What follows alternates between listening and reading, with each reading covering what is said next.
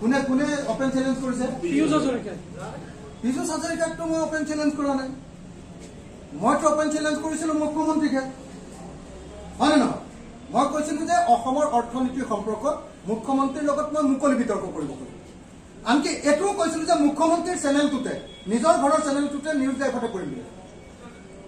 এটা বাজিব লাগিছিলে তেনি কথা, বাজিছে হাছতি। মইতো পীযুষ হাজৰিকাৰ লগত কাজিয়া লাগিবলৈ যোৱা নাই। মইতো বিতৰ্ক কৰিব খুজিছো একদম গুৰি। মই ক'ব খুজিছো যে মুখ্যমন্ত্ৰীয়ে অসমৰ অৰ্থনৈতিক অৱস্থা খুব ভাল বুলি কৈ আছে, কিন্তু অৰ্থনৈতিক অৱস্থা ভাল নহয়।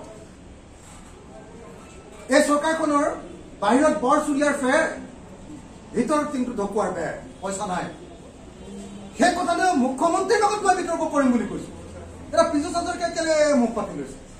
পীযুষ হাজৰিকা মুখ্যমন্ত্ৰীৰ বডিগাৰ্ড নেকি?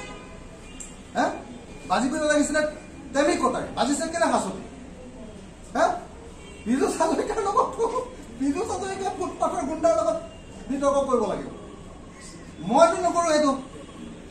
পীযুষ হাজৰিকাৰ যিটো অহংকাৰ কৈছে, তেওঁতো য'তে ত'তে কাজিয়া লাগিম বুলি কৈ থাকে। যিটো অহংকাৰ আপোনালোকৰ টিভিত কথা কওঁতে দেখি থাকো, বিধানসভাত যিটো অহংকাৰেৰে সৈতে কথা কয়, তেওঁ এনেকুৱা ধৰণৰ কথা ক'ব পাৰে। মইতো তেওঁৰ লগত কোৱা নাই, মই বিতৰ্ক কৰিম বুলি কৈছো। কি বিতৰ্ক? যে অসমৰ অৰ্থনৈতিক পৰিস্থিতিৰ লগত কাৰ লগত বিতৰ্ক?